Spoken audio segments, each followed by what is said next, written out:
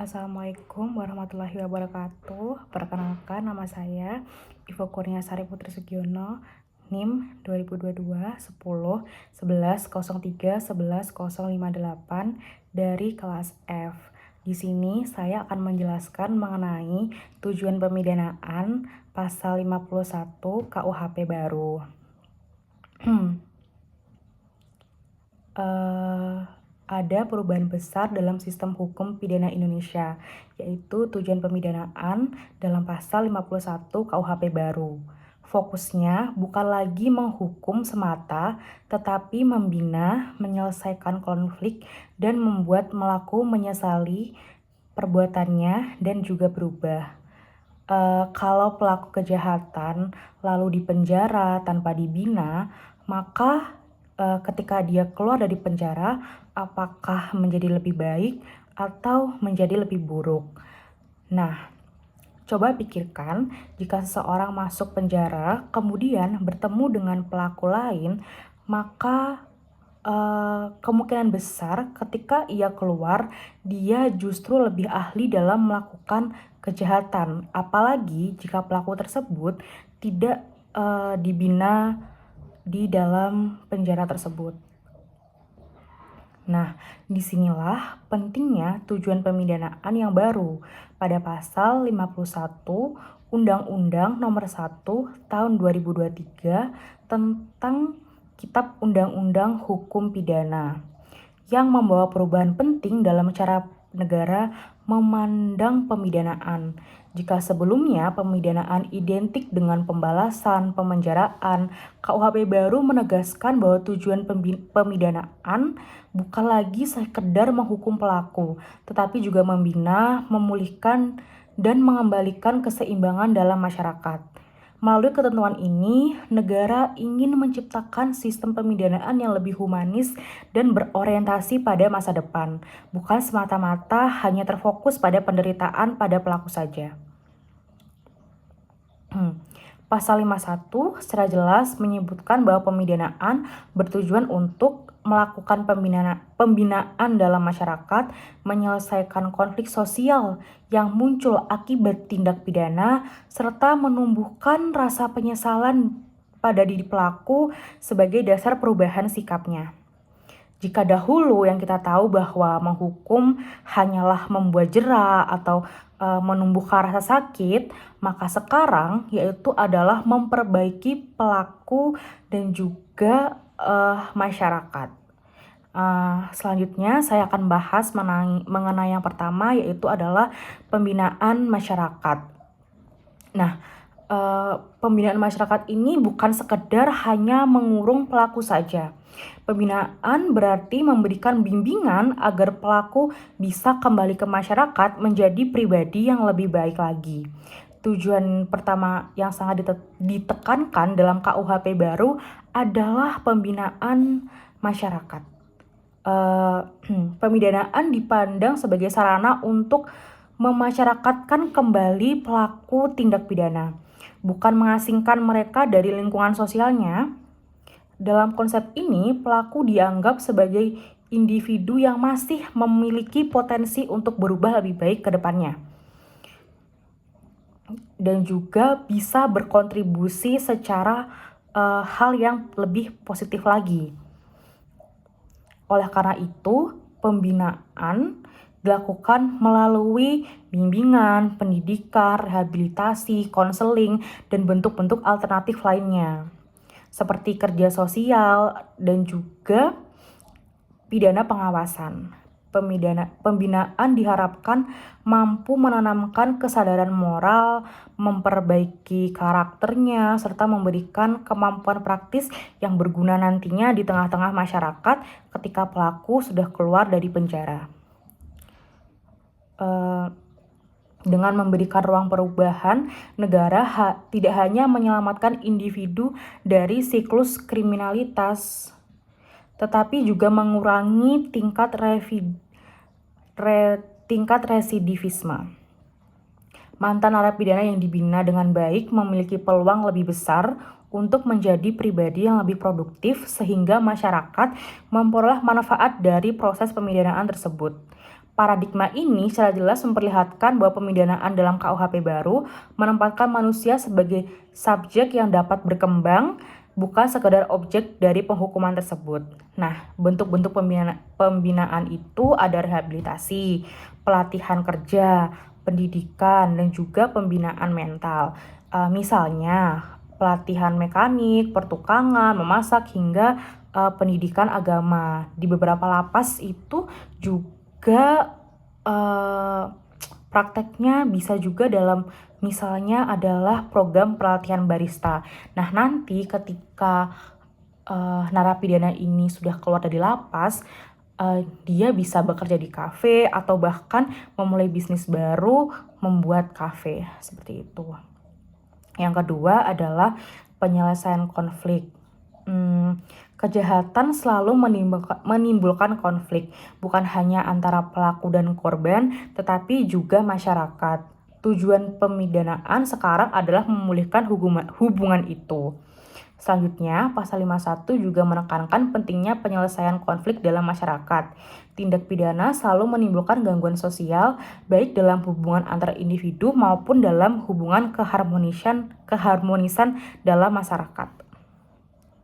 Dalam banyak kasus, korban mengalami trauma dan juga kehilangan rasa aman. Sementara masyarakat kehilangan kepercayaan pada tatanan hukum. KUHP baru menawarkan pendekatan yang lebih restoratif dan dalam menghadapi situasi ini. Penyelesaian konflik itu tidak lagi hanya dalam proses yang formal saja, tetapi juga membuka ruang bagi dialog, mediasi, rekonsiliasi, dan juga pemulihan. Melalui proses ini, korban dapat memperoleh keadilan yang lebih bermakna karena mendapatkan pengakuan, pemulihan, kerugian, dan kesempatan menyampaikan perasaan mereka secara langsung. Nah, pelaku pun diberi kesempatan untuk bertanggung jawab secara nyata, misalnya melalui ganti rugi, permintaan maaf, atau kerja sosial yang sangat bermanfaat bagi lingkungan masyarakat tersebut. Nah, penyelesaian konflik semacam ini menghasilkan pemulihan hubungan sosial dan juga menguatkan solidaritas dan mengurangi potensi balas dendam atau kriminalitas yang selanjutnya. Dengan demikian, pemidanaan bukan lagi menjadi proses yang memutus hubungan sosial, tetapi justru menjadi sarana memperbaiki dan menyeimbangkan kehidupan dalam masyarakat. Contohnya, di banyak daerah, kasus anak mencuri ayam atau sandal bisa diselesaikan dengan perdamaian.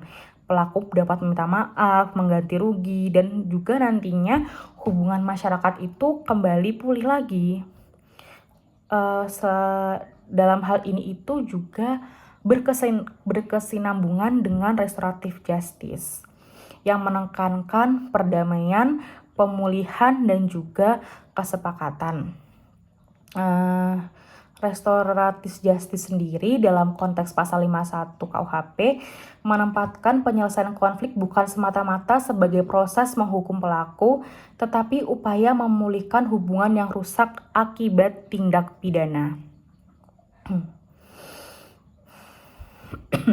Selanjutnya adalah tujuan ketiga, yaitu penyesalan dari dalam diri pelaku. Pelaku harus menyadari kesalahannya dan tidak mengulangi tindak pidana yang ia lakukan. Penyesalan ini itu menjadi dasar perubahan dari dalam diri pelaku itu sendiri. Nah, tujuan ketiga adalah menumbuhkan rasa penyesalan pada pelaku. Dalam konteks KUHP baru, penyesalan bukan sekedar perasaan bersalah, tetapi kesadaran mendalam atas apa yang telah ia perbuat.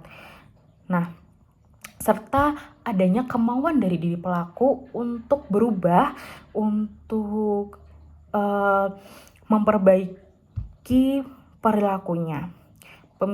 Pemidanaan yang berhasil adalah pemidanaan yang mampu mengubah sikap batin dari pelaku tindak pidana, sehingga ia memahami apa dampak yang ia lakukan dari perbuatan yang sudah ia perbuat.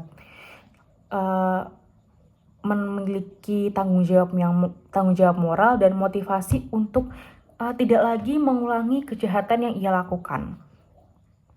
Melalui proses pembinaan dan mekanisme penyelesaian konflik, pelaku didorong untuk menghadapi akibat dari perbuatannya secara langsung, baik kepada korban maupun kepada masyarakat. Ketika pelaku mengalami proses transformasi batin ini, pemidanaan tidak hanya menghasilkan efek jera semu, tetapi menciptakan perubahan karakter yang lebih permanen karena dari dalam diri si pelaku itu sendiri. Penyesalan tulus menjadi titik awal reintegrasi sosial karena pelaku dapat kembali diterima oleh masyarakat setelah menunjukkan perubahan perilaku dan komitmen perbaikan. Jika KUHP lama hanya berfokus pada balasan, maka KUHP baru itu fokusnya kepada perbaikan. Nah, jika melihat dari 3 tujuan tersebut secara keseluruhan, terlihat bahwa pasal 51 KUHP baru mencerminkan pergeseran besar dalam paradigma pemidanaan di Indonesia. Pemidanaan tidak lagi dipahami sebagai balas dendam dari negara terhadap pelaku, tetapi sebagai proses pemulihan sosial yang bertumpu pada kemanusiaan, keadilan, dan juga keseimbangan. Pembinaan memberikan jalan perubahan, penyelesaian konflik,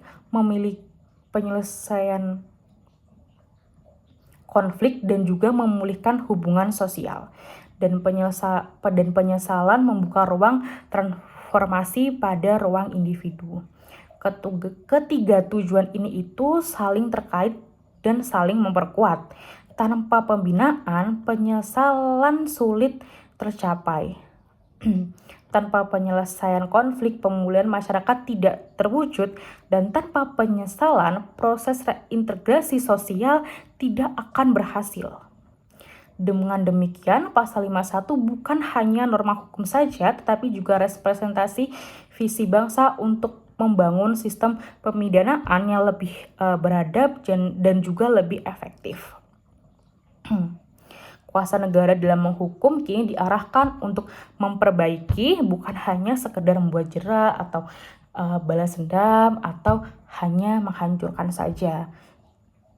Jika diterapkan dengan konsisten, pendekatan ini berpotensi menciptakan masyarakat yang lebih harmonis, aman, dan manusiawi, sekaligus mengurangi beban dari lembaga permasyarakatan dan meningkatkan kualitas kehidupan sosial. Pemidanaan menjadi sarana untuk memperkuat tatanan hukum dan moral saja, bukan hanya sebagai efek balas dendam maupun jera, dan juga hanya mengisi penjara. Sekian penjelasan dari saya. Wassalamualaikum warahmatullahi wabarakatuh.